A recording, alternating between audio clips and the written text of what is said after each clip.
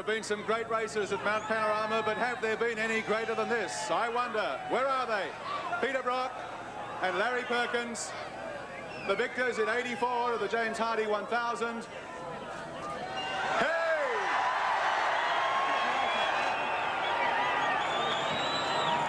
John Ford, president of the Australian Racing Drivers Club, presents the winners' garlands.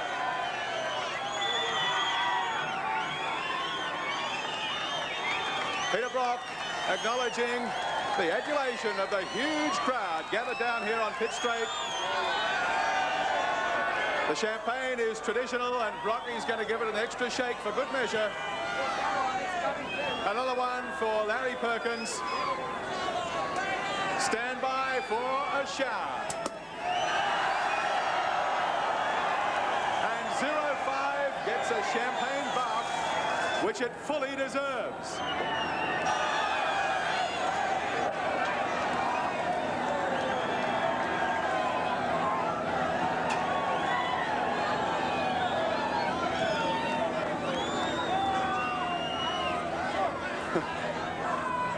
The crowd, the Holden fans, wild with delight. Well, after the garlands and after the champagne, I think the next thing in motor racing tradition is a congratulatory kiss from the Festival Princess, Carolyn McFarlane, for Peter Brock and for Larry Perkins. Thank you, Carolyn. And now the chairman of James Hardie Industries, Mr. John Reid, OA, presents the Perpetual Trophy. Congratulations. Well done, Larry.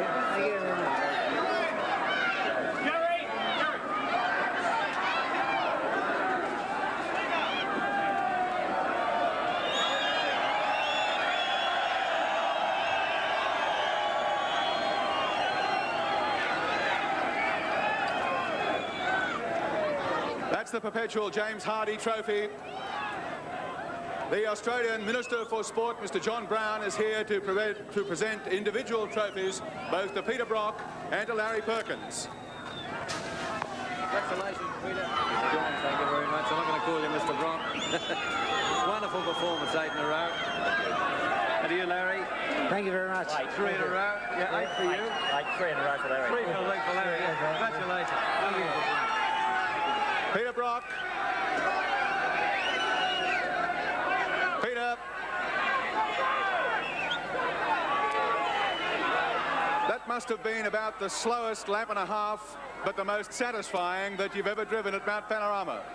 Yes, there was 2 reasons. Of course, young David Parsons was coming along in our number 25 car, finishing second, which was fantastic. I didn't quite work out what was going on for a while. The other thing was, of course, it's the last time I'll ever see these cars around this circuit. And I don't know, I just sort of didn't want to stop the race. In a way, I felt like driving around the top of that circuit and just doing it one last time. Peter, you've always said that preparation is the name of the game, and whilst others had troubles, you had a pretty good run today. Yes, everything went absolutely according to plan.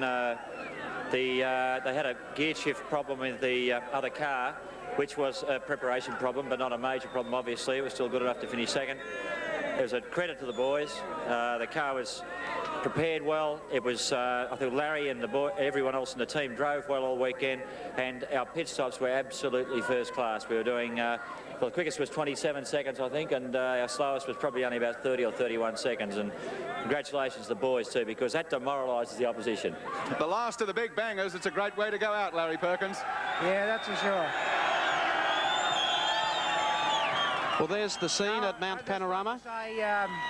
A special thanks to our 5 mechanics. You know, they know how hard we've worked over the last 4 months, and all the abuse they've been copping for doing poor work or not doing poor work. It's all paid off in the end, and I can only thank them for getting us in this position. We haven't finished with the dealer team yet because they took the Quinella. Where are they? Second outright. John Harvey and David Parsons. There they are, without a doubt, the 4 heroes of Mount Panorama today.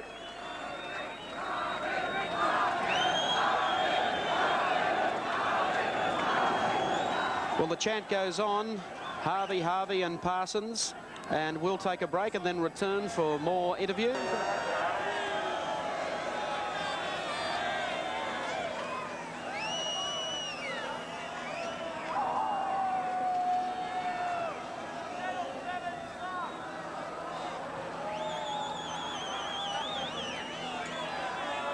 Back at Mount Panorama, the chant continues, particularly for the dealer team. Johnny Hardie first. Here I am, flanked by Greg Hansford and Alan Moffat. I better get out of here. Johnny Hardie, I know that you want to pay all due credit, not only to the boys that prepared the car, but to David Parsons, who's trying very hard to hide there in behind you. Yes, well, you know, I survived a few incidents today, but I've got to say that I think the highlight of the 25-car drive today was David's run to the flag, which was excellent drive. His times were great, and I think you're going to see an awful lot more of David Parsons in the Holden dealer team cars.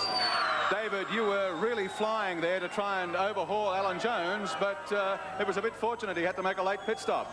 Yeah, that's very true. The boys back in the pits thought they might have to make another pit stop, but other than that, they said, you know, they don't reckon they probably would, so I just got into it and give it all. Alan Moffat, third outright. With Greg Hansford, among the great campaigners in the James Hardie 1000. Yes, and richly deserved. Alan, the temptation to get back in the car and finish the race yourself must have been very great. No, I've been here a few years, Gary, and I was very pleased that Greg could get a few more laps around. He's got his future ahead of us, and today was one of those days. I think anyone that can count to 10 knows that we've got a little car with a little engine, and it's a very hard job to finish well up here. Congratulations to Peter. They have a fantastic team, a very professional team, and to come 1-2, I know is a great thrill, and my congratulations to them. But we came as well as we could today when you consider we lost our first car, and the second car, I must thank my team for giving us such great preparation where the second car could come through and finish. Greg Hansford, you've slipped into the Alan Moffat team like a glove. Yeah, I feel like a race car driver now, Gary, after Oran Park and Sandown and out here, but I'm very happy, and just like to thank Alan very much and Peter Stuyvesant for asking me to drive the car again. What a great finale to Group C racing in Australia here at Mount Panorama, the 1984 James Hardie 1000. Here they are, the 6 greats of the mountain. Peter Brock, Larry Perkins, John Harvey, David Parsons, Alan Moffat and Greg Hansford. Congratulations to all of them, from all of us, and of course particularly from the chairman of James Hardie Industries, Mr. John Reid, from the Australian Minister for Sport, Mr. John Brown, from the president of the Australian Racing Drivers Club, Mr. John Ford. It's been a phenomenal year. Of course, Australia goes Group A entirely next year. Some of these guys have been keeping their plans very close to their chest for that. But I'll tell you what, you'll want to come back and see it again next year, because it's going to be just as close, if not closer, and just as exciting. For our viewers on the 7 network around Australia, in New Zealand, the United States and the United Kingdom, back now to Mike Raymond. Thank you very much, Gary Wilkinson. A great presentation there with Peter Brock. Obviously delighted, as well he should be. A 1-2 finish for the last hurrah of the Group C cars. We're going to take a break at Mount Panorama at Bathurst, and we'll be back to look at ability, economy, sheer strength and ruggedness. See your Western Victoria Nissan dealer and arrange a demonstration now.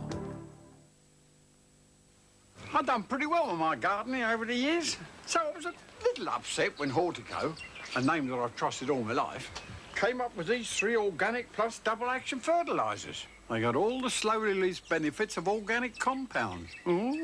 Plus the quick action boost of special nutrients for immediate results. So you don't need a lifetime of experience. All you need now is Hortico Organic Plus. With Hortico, anyone can grow a better garden.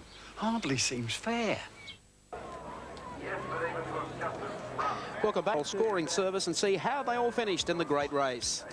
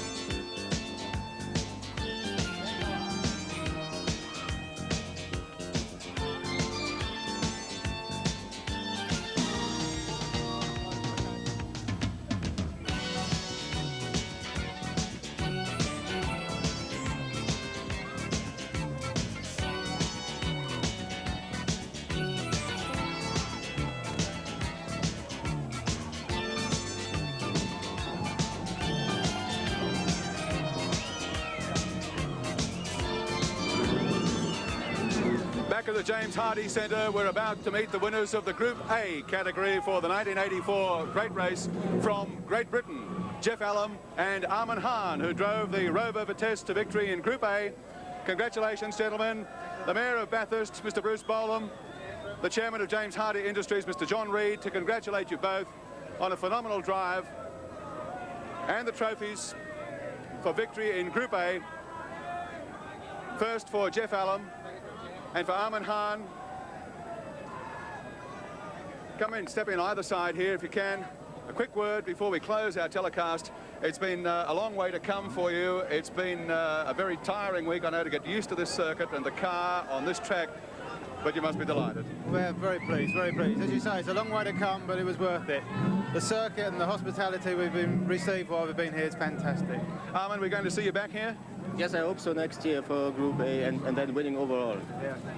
Okay, it was a superb drive, and I think, well, Group A, Australia's going entirely Group A in touring cars next year.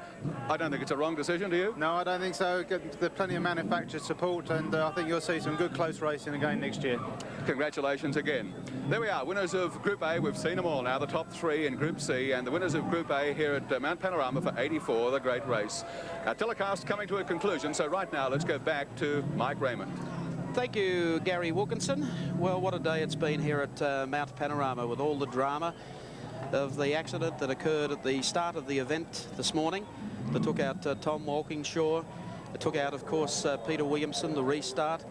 The fantastic dice that we had with Peter Brock and the dealer team car being challenged for the lead by Alan Grice, who took over the lead and led the great race. Peter Brock took the lead back again, and then Dick Johnson took over the lead, but they ran into problems. It has been, in fact, a great race, the 1984 James Hardie 1000. As we've said before, this is the final hurrah for the Group C cars, the big V8 Fords, the 351 Fords. Coming next year is a totally different race, as is the Australian Touring Car Championship Series for next year. It would be remiss of me not to close the telecast without thanking my fellow commentators, Gary Wilkinson, Steve Rebellion, Pat Welsh, Colin Young, John Shepherd. To our commentators with Race Cam, of course, Alan Grice and Dick Johnson, their co-drivers, Prince Von Bayen, Denny Holm. To our executive producer, Jeff Healy, and to all who assisted. To Data Sport, who provided us with information throughout the day here at Mount Panorama. And, of course, to our Castrol scoring service. Recapping in Group A, the win going to car number 61, Jeff Allen and Armin Hahn in the Rover. They finished 12th outright. Second spot went to Denny Holm and Prince Von Bayen in the BMW number 62. They finished 15th outright, second in class. And finishing 20th outright and third in the class is car number 69, Barry Seaton and Don Smith in a Mustang. Well, you've seen the Group C cars run for the final time at Mount Panorama, and we couldn't think of a better way to wrap up our telecast and to recall some of the great moments of the Group C cars in past James Hardie Classics at this very, very unique motor racing circuit. So from Channel 7 and all the team here, over 200 people bringing this telecast to you, we say good afternoon, Australia. Make sure you join us for the great race at Mount Panorama, exclusive to the 7 Network, same time next year.